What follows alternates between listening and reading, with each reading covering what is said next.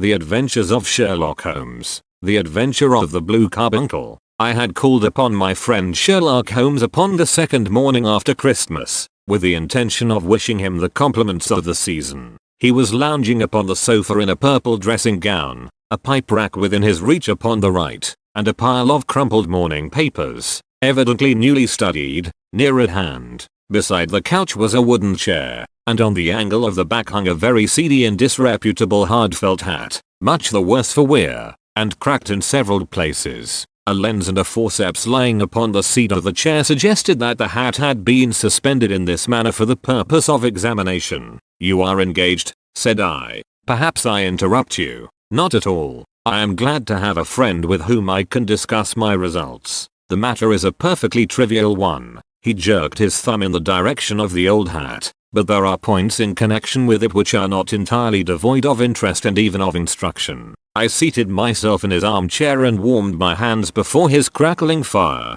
for a sharp frost had set in, and the windows were thick with the ice crystals. "I suppose," I remarked, "that, homely as it looks, this thing has some deadly story linked onto it, that it is the clue which will guide you in the solution of some mystery and the punishment of some crime." No crime," said Sherlock Holmes, laughing. "Only one of those whimsical little incidents which will happen when you have 4 million human beings all jostling each other within the space of a few square miles. Amid the action and reaction of so dense a swarm of humanity, every possible combination of events may be expected to take place, and many a little problem will be presented which may be striking and bizarre without being criminal. We have already had experience of such. So much so," I remarked, "that of the last 6 cases which I have added to my notes, 3 have been entirely free of any legal crime." "Precisely. You allude to my attempt to recover the Irene Adler papers, to the singular case of Miss Mary Sutherland,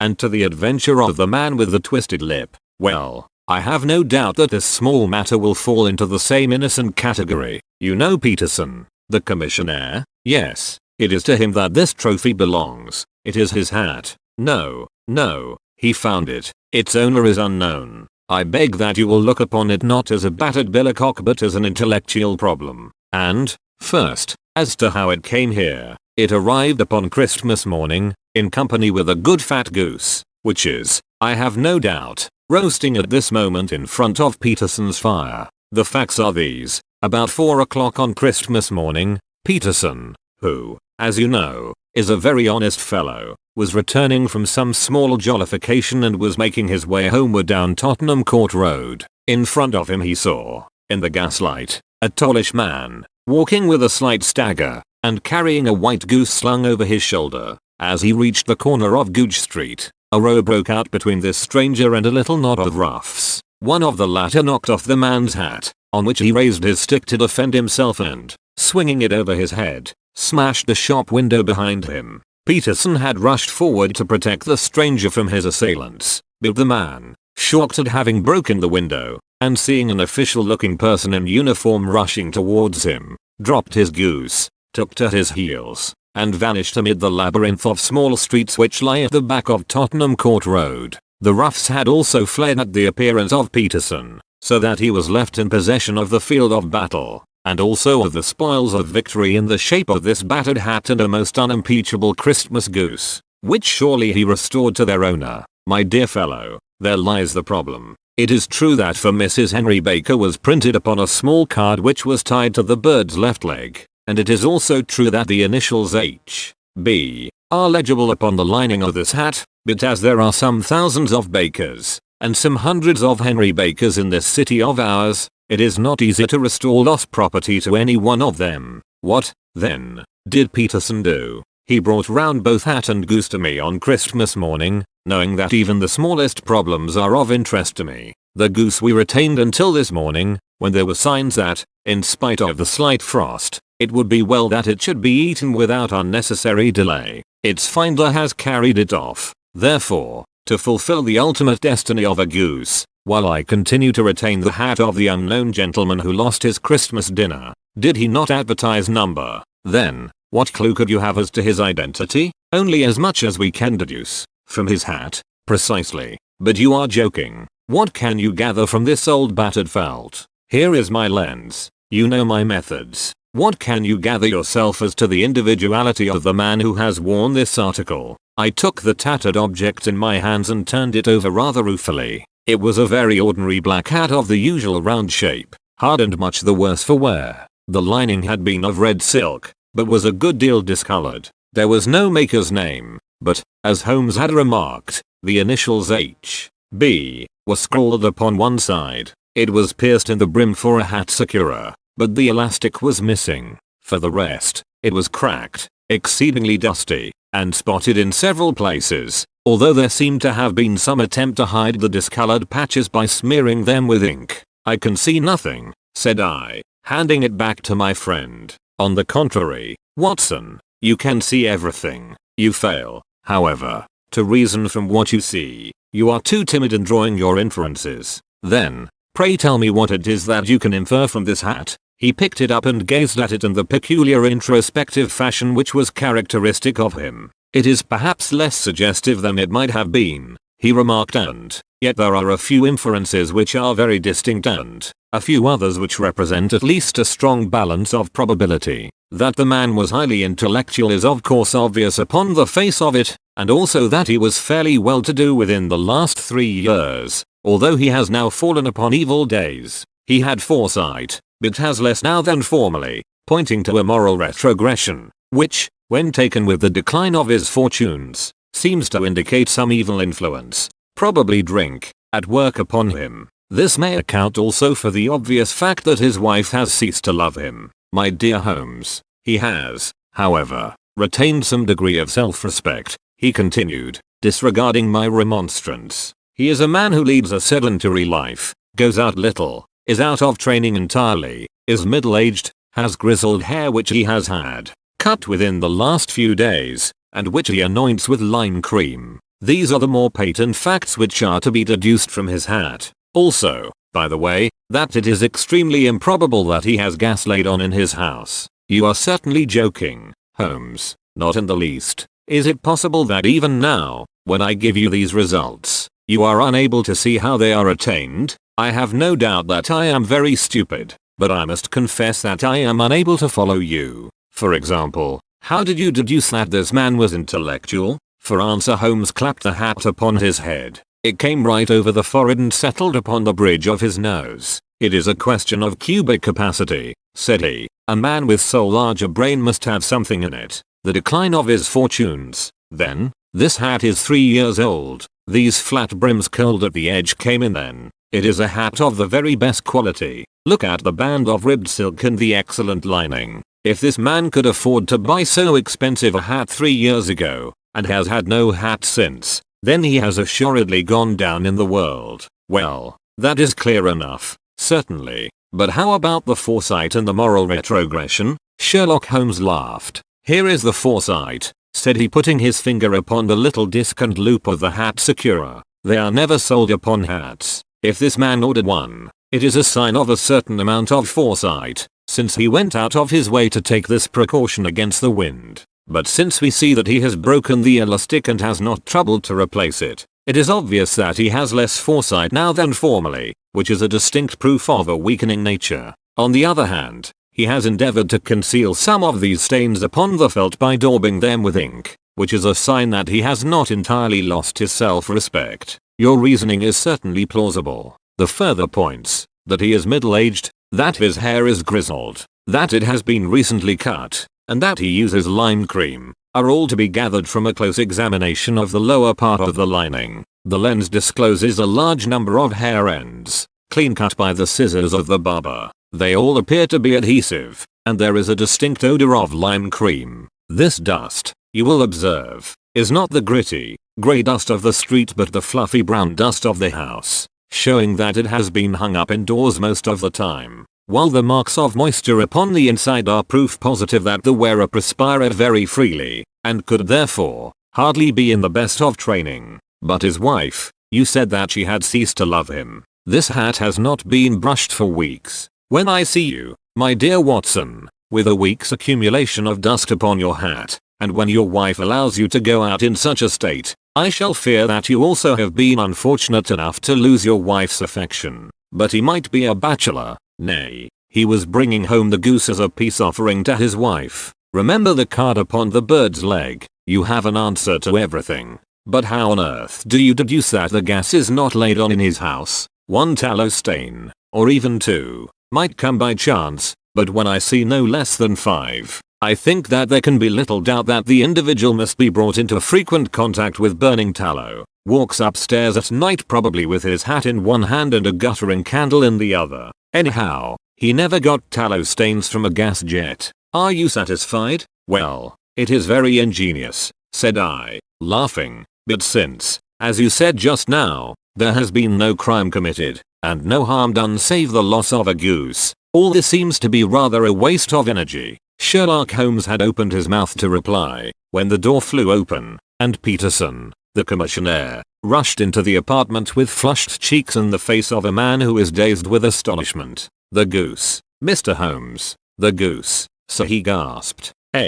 What of it, then? Has it returned to life and flapped off through the kitchen window? Holmes twisted himself round upon the sofa to get a fairer view of the man's excited face. See here, sir. See what my wife found in its crop. He held out his hand and displayed upon the center of the palm a brilliantly scintillating blue stone, rather smaller than a bean in size, but of such purity and radiance that it twinkled like an electric point in the dark hollow of his hand. Sherlock Holmes sat up with a whistle. By Jove, Peterson, said he, this is treasure trove indeed. I suppose you know what you have got? A diamond, sir, a precious stone. It cuts into glass as though it were putty. It's more than a precious stone. It is the precious stone, not the Countess of Morcar's blue carbuncle, I ejaculated. Precisely so. I ought to know its size and shape, seeing that I have read the advertisement about it in the Times every day lately. It is absolutely unique, and its value can only be conjectured. But the reward offered of £1,000 is certainly not within a 20th part of the market price. £1,000.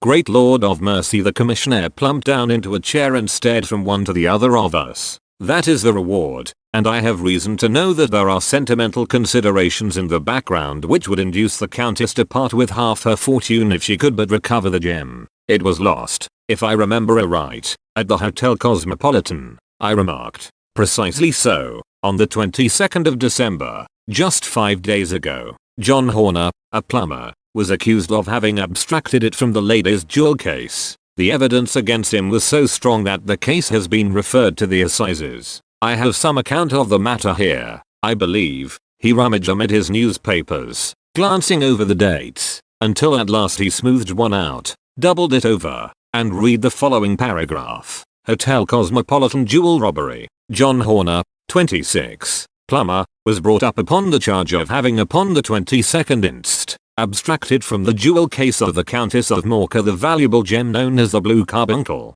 James Ryder, upper attendant at the hotel, gave his evidence to the effect that he had shown Horner up to the dressing room of the Countess of Morcar upon the day of the robbery in order that he might solder the second bar of the grate, which was loose. He had remained with Horner some little time, but had finally been called away. On returning, he found that Horner had disappeared, that the bureau had been forced open, and that the small Morocco casket in which, as it afterwards transpired, the Countess was accustomed to keep her jewel, was lying empty upon the dressing table. Ryder instantly gave the alarm, and Horner was arrested the same evening, but the stone could not be found either upon his person or in his rooms. Catherine Cusack, maid to the Countess, deposed to having heard Ryder's cry of dismay on discovering the robbery, and to having rushed into the room, where she found matters as described by the last witness. Inspector Bradstreet, B Division, gave evidence as to the arrest of Horner, who struggled frantically, and protested his innocence in the strongest terms.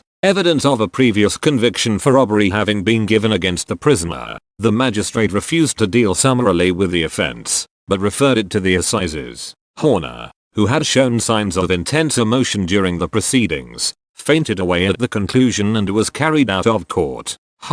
So much for the police court, said Holmes thoughtfully, tossing aside the paper. The question for us now to solve is the sequence of events leading from a rifle jewel case at one end to the crop of a goose in Tottenham Court Road at the other. You see, Watson, our little deductions have suddenly assumed a much more important and less innocent aspect. Here is the stone. The stone came from the goose, And the goose came from Mr. Henry Baker, the gentleman with the bad hat and all the other characteristics with which I have bored you. So now we must set ourselves very seriously to finding this gentleman and ascertaining what part he has played in this little mystery. To do this, we must try the simplest means first, and these lie undoubtedly in an advertisement in all the evening papers. If this fail, I shall have recourse to other methods. What will you say? Give me a pencil and that slip of paper. Now, then, found at the corner of Googe Street, a goose and a black felt hat. Mr. Henry Baker can have the same by applying at 6.30 this evening at 221B,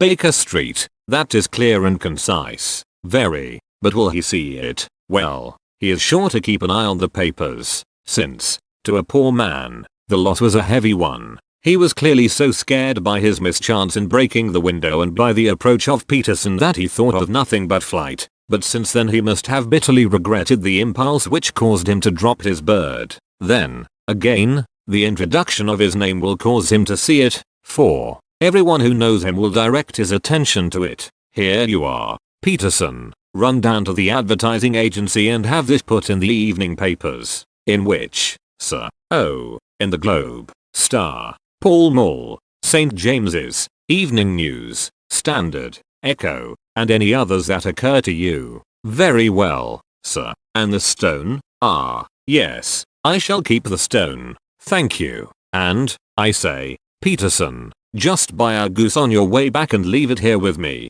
for we must have one to give to this gentleman in place of the one which your family is now devouring. When the commissioner had gone, Holmes took up the stone and held it against the light. It's a bonny thing, said he. Just see how it glints and sparkles. Of course it is a nucleus and focus of crime. Every good stone is. They are the devil's pet baits. In the larger and older jewels every facet may stand for a bloody deed. This stone is not yet 20 years old. It was found in the banks of the Amoy River in southern China and is remarkable in having every characteristic of the carbuncle, save that it is blue in shade instead of ruby red. In spite of its youth, it has already a sinister history. There have been 2 murders, a vitriol throwing, a suicide, and several robberies brought about for the sake of this 40 grain weight of crystallized charcoal. Who would think that so pretty a toy would be a purveyor to the gallows and the prison? I'll lock it up in my strong box now and drop a line to the countess to say that we have it.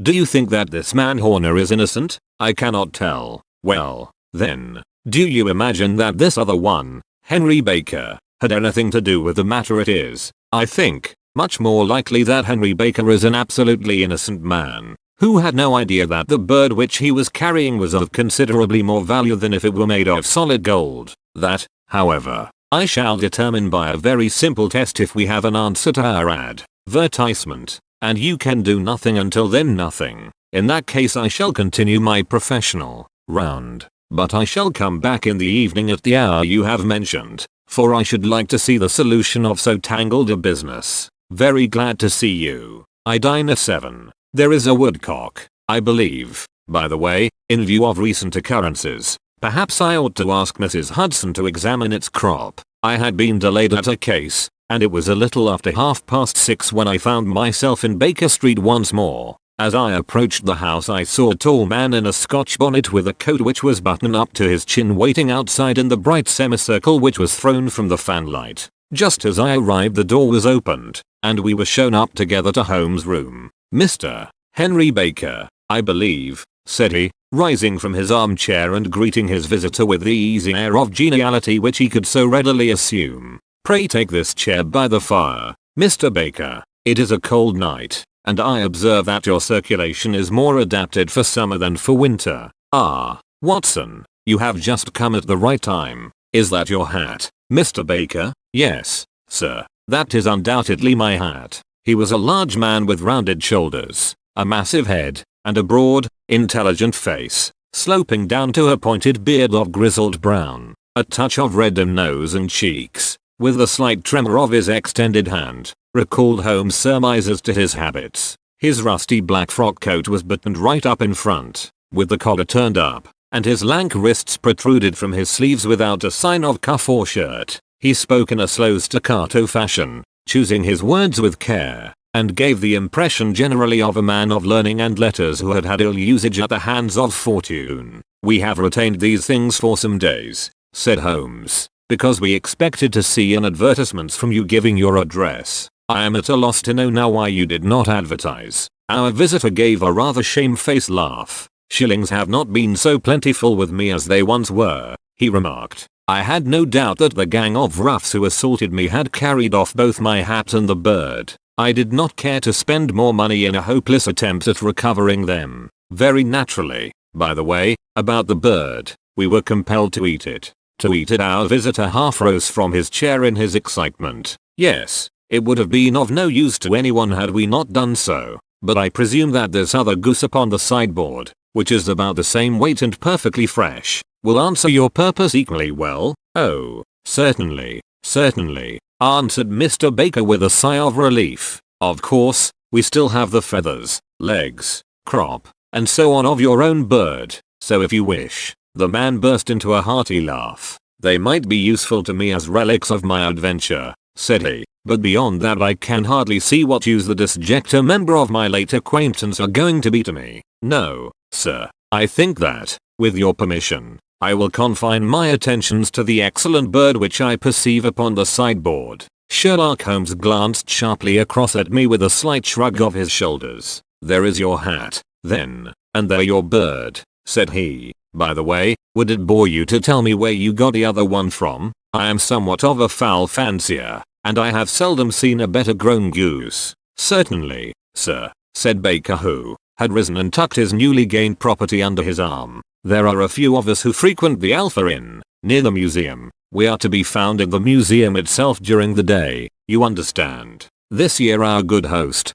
Windigate by name, instituted a goose club, by which, on consideration of some few pence every week, we were each to receive a bird at Christmas. My pence were duly paid, and the rest is familiar to you. I am much indebted to you, sir, for a Scotch bonnet is fitted neither to my years nor my gravity." With a comical pomposity of manner he bowed solemnly to both of us and strode off upon his way. "So much for Mr. Henry Baker," said Holmes when he had closed the door behind him. "It is quite certain that he knows nothing whatever about the matter. Are you hungry, Watson?" "Not particularly." "Then I suggest that we turn our dinner into a supper and follow up this clue while it is still hot." "By all means." It was a bitter night, so we drew on our ulsters and wrapped cravats about our throats. Outside, the stars were shining coldly in a cloudless sky, and the breath of the passers-by blew out into smoke like so many pistol shots. Our footfalls rang out crisply and loudly as we swung through the Doctor's Quarter, Wimpole Street, Harley Street, and so through Wigmore Street into Oxford Street. In a quarter of an hour we were in Bloomsbury at the Alpha Inn, which is a small public house at the corner of one of the streets which runs down into Holborn. Holmes pushed open the door of the private bar and ordered 2 glasses of beer from the ruddy-faced, white-aproned landlord. "Your beer should be excellent if it is as good as your geese," said he. "My geese?" The man seemed surprised. "Yes, I was speaking only half an hour ago to Mr. Henry Baker, who was a member of your goose club." "Ah yes, I see. But you see, sir, them's not our geese." "Indeed. Whose, then?" "Well, I got the 2 dozen from a salesman in Covent Garden." "Indeed? I know some of them. Which was it?" "Breckenridge is his name." "Ah, I don't know him. Well, here's your good health, landlord, and prosperity to your house. Good night. Now for Mr. Breckenridge," he continued, buttoning up his coat as we came out into the frosty air. "Remember, Watson, that though we have so homely a thing as a goose at one end of this chain, we have at the other a man who will certainly get 7 years penal servitude unless we can establish his innocence. It is possible that our inquiry may but confirm his guilt, but, in any case, we have a line of investigation which has been missed by the police, and which a singular chance has placed in our hands. Let us follow it out to the bitter end. Faces to the south, then, and quick march." We passed across Holborn, down Endell Street, and so through a zigzag of slums to Covent Garden Market. One of the largest stalls bore the name of Breckenridge upon it, and the proprietor, a horsey-looking man, with a sharp face and trim side whiskers, was helping a boy to put up the shutters. "Good evening. It's a cold night," said Holmes. The salesman nodded and shot a questioning glance at my companion. "Sold out of geese?" I see, continued Holmes, pointing at the bare slabs of marble. Let you have 500 tomorrow morning. That's no good. Well, there are some on the stall with a gas flare. Ah, but I was recommended to you. Who by? The landlord of the Alpha. Oh, yes, I sent him a couple of dozen. Fine birds they were, too. Now where did you get them from? To my surprise the question provoked a burst of anger from the salesman. Now, then, mister, said he, with his head cocked and his arms akimbo, what are you driving at? Let's have it straight. Now, it is straight enough. I should like to know who sold you the geese which you supplied to the Alpha. Well then, I shan't tell you. So now, oh, it is a matter of no importance, but I don't know why you should be so warm over such a trifle. Warm? You'd be as warm, maybe, if you were as pestered as I am. When I pay good money for a good article there should be an end of the business. But it's where are the geese and who did you sell the geese to and what will you take for the geese? One would think they were the only geese in the world.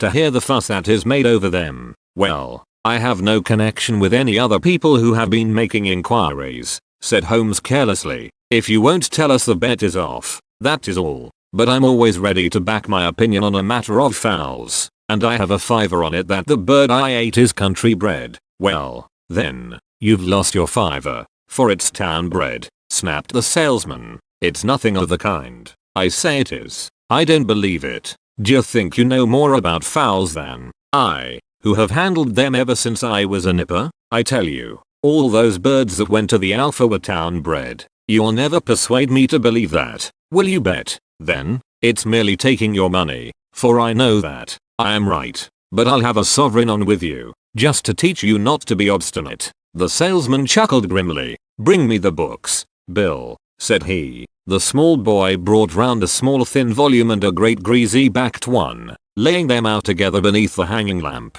Now then, Mr. Cockshaw, said the salesman, I thought that I was out of geese, but before I finish you'll find that there is still one left in my shop. You see this little book? Well, that's the list of the folk from whom I buy. Do you see? Well, then, here on this page are the country folk, and the numbers after their names are where their accounts are in the big ledger. Now, then, you see this other page in red ink? Well, that is a list of my town suppliers. Now, look at that third name. Just read it out to me. Mrs. Oakshott, 117, Brixton Road, 249. Read Holmes. Quite so. Now turn that up in the ledger. Holmes turned to the page indicated. Here you are, Mrs. Oakshott, 117, Brixton Road, egg and poultry supplier. Now, then, what's the last entry? The 22nd of December. 24 geese at 7s.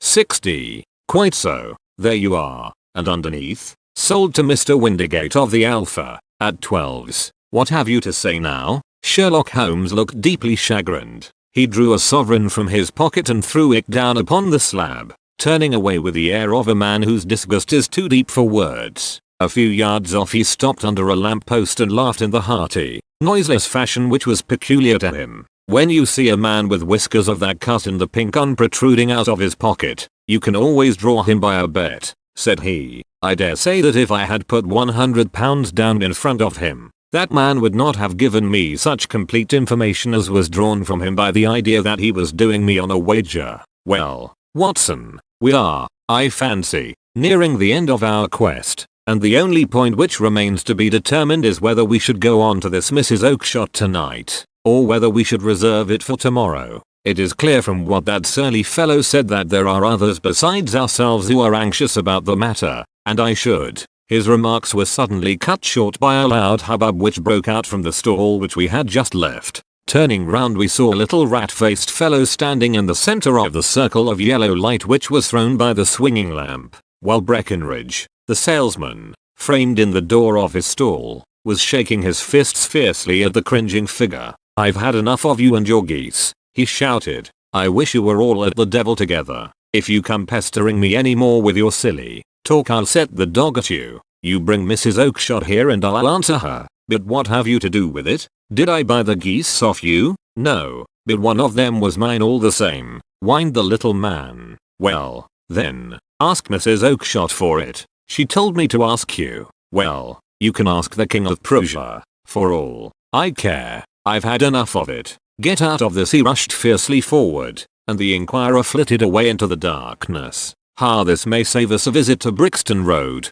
whispered Holmes. Come with me, and we will see what is to be made of this fellow. Striding through the scattered knots of people who lounged round the flaring stalls, my companion speedily overtook the little man and touched him upon the shoulder. He sprang round, and I could see in the gaslight that every vestige of color had been driven from his face. Who are you, then? What do you want? He asked in a quavering voice. You will excuse me, said Holmes blandly, but I could not help overhearing the questions which you put to the salesman just now. I think that I could be of assistance to you. You? Who are you? How could you know anything of the matter? My name is Sherlock Holmes. It is my business to know what other people don't know. But you can know nothing of this? Excuse me, I know everything of it. You are endeavoring to trace some geese which were sold by Mrs. Oakshott, of Brixton Road, to a salesman named Breckenridge, by him in turn to Mr. Wintergate, of the Alpha, and by him to his club, of which Mr. Henry Baker is a member. Oh, sir, you are the very man whom I have longed to meet, cried the little fellow with outstretched hands and quivering fingers. I can hardly explain to you how interested I am in this matter. Sherlock Holmes hailed a four-wheeler which was passing. In that case we had better discuss it in a cozy room rather than in this windswept marketplace, said he. But pray tell me, before we go farther, who it is that I have the pleasure of assisting. The man hesitated for an instant. My name is John Robinson, he answered with a sidelong glance. No, the real name, said Holmes sweetly. It is always awkward doing business with an alias. A flush sprang to the white cheeks of the stranger. Well then, said he, my real name is James Ryder. Precisely so, head attendant at the Hotel Cosmopolitan. Pray step into the cab, and I shall soon be able to tell you everything which you would wish to know. The little man stood glancing from one to the other of us with half frightened, half hopeful eyes, as one who is not sure whether he is on the verge of a windfall or of a catastrophe. Then he stepped into the cab, and in half an hour we were back in the sitting room at Baker Street. Nothing had been said during our drive, but the high, thin breathing of our new companion, and the claspings and unclaspings of his hands, spoke of the nervous tension within him. Here we are, said Holmes cheerily as we filed into the room. The fire looks very seasonable in this weather. You look cold, Mr. Ryder. Pray take the basket chair. I will just put on my slippers before we settle this little matter of yours. Now, then, you want to know what became of those geese? Yes, sir. Or rather, I fancy, of that goose. It was one bird, I imagine, in which you were interested, white, with a black bar across the tail. Ryder quivered with emotion. Oh, sir, he cried, can you tell me where it went to? It came here. Here? Yes, and a most remarkable bird it proved. I don't wonder that you should take an interest in it. It laid an egg after it was dead.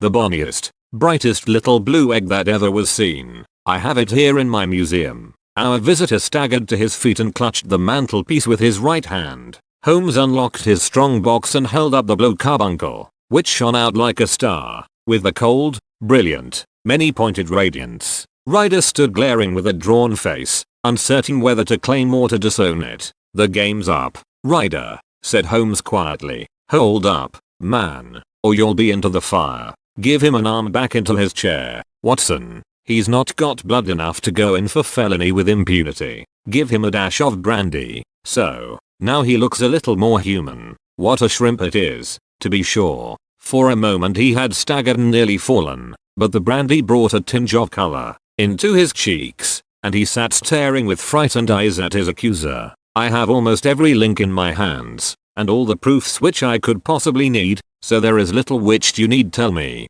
Still, that little may as well be cleared up to make the case complete. You had heard, Ryder, of this blue stone of the Countess of Morcar's? It was Catherine Cusack who told me of it, said he in a crackling voice. I see. Her ladyship's waiting maid. Well, the temptation of sudden wealth so easily acquired was too much for you, as it has been for better men before you, but you were not very scrupulous in the means you used. It seems to me, Ryder, that there is the making of a very pretty villain in you. You knew that this man Horner, the plumber, had been concerned in some such matter before, and that suspicion would rest the more readily upon him. What did you do, then? You made some small job in my lady's room, you and your Confederate Cusack, and you managed that he should be the man sent for. Then, when he had left, you rifled the jewel case, raised the alarm, and had this unfortunate man arrested. You then, Ryder threw himself down suddenly upon the rug and clutched at my companion's knees. For God's sake,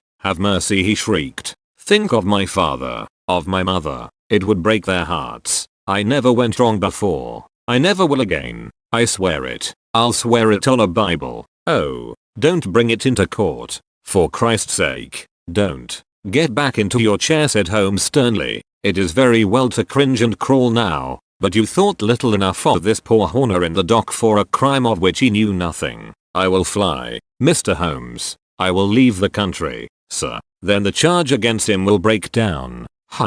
We will talk about that. And now let us hear a true account of the next act. How came the stone into the goose, and how came the goose into the open market? Tell us the truth, for there lies your only hope of safety. Ryder passed his tongue over his parched lips. I will tell you it just as it happened, sir, said he. When Horner had been arrested, it seemed to me that it would be best for me to get away with the stone at once, for I did not know at what moment the police might not take it into their heads to search me and my room. There was no place about the hotel where it would be safe. I went out, as if on some commission, and I made for my sister's house. She had married a man named Oakshott, and lived in Brixton Road, where she fattened fowls for the market. All the way there every man I met seemed to me to be a policeman or a detective, and, for all that it was a cold night, the sweat was pouring down my face before I came to the Brixton Road. My sister asked me what was the matter, and why I was so pale, but I told her that I had been upset by the jewel robbery at the hotel.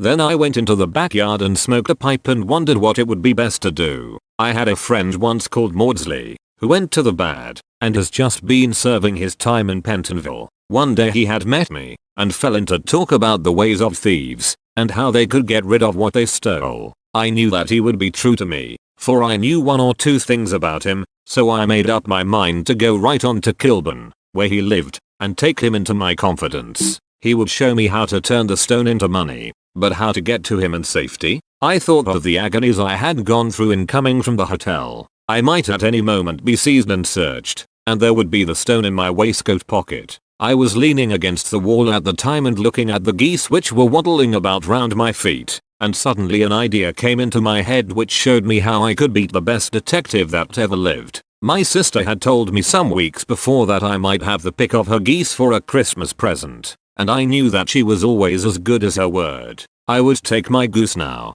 and in it I would carry my stone to Kilburn. There was a little shed in the yard, and behind this I drove one of the birds, a fine big one, white, with a barred tail. I caught it, and prying its bill open, I thrust the stone down its throat as far as my finger could reach. The bird gave a gulp, and I felt the stone pass along its gullet and down into its crop, but the creature flapped and struggled, and out came my sister to know what was the matter. As I turned to speak to her, the brute broke loose and fluttered off among the others. Whatever were you doing with that bird, Jim, says she. Well, said I, you said you'd give me one for Christmas, and I was feeling which was the fattest. Oh, says she, we've set yours aside for you, Jem's bird, we call it. It's the big white one over yonder. There's 26 of them, which makes one for you, and one for us, and 2 dozen for the market. Thank you, Maggie, says I, but if it is all the same to you, I'd rather have that one I was handling just now.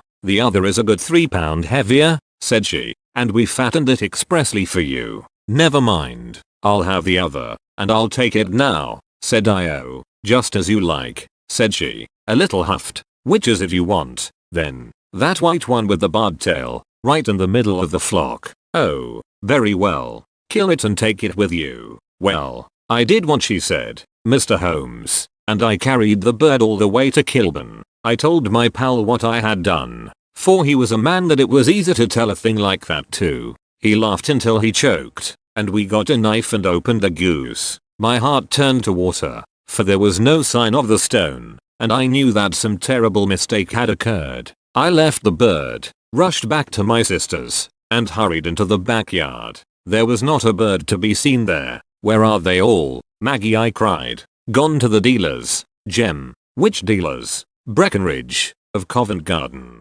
But was there another with a barred tail, I asked. The same as the one I chose? Yes, Gem. There were two barred-tailed ones, and I could never tell them apart. Well, then, of course I saw it all, and I ran off as hard as my feet would carry me to this man Breckenridge. But he had sold the lot at once, and not one word would he tell me as to where they had gone. You heard him yourselves tonight. Well, he has always answered me like that. My sister thinks that I am going mad. Sometimes I think that I am myself. And now I am myself a branded thief, without ever having touched the wealth for which I sold my character. God help me. God help me, he burst into convulsive sobbing, with his face buried in his hands. There was a long silence, broken only by his heavy breathing and by the measured tapping of Sherlock Holmes' fingertips upon the edge of the table. Then my friend rose and threw open the door. "Get out," said he. "What, sir? Oh, heaven bless you. No more words.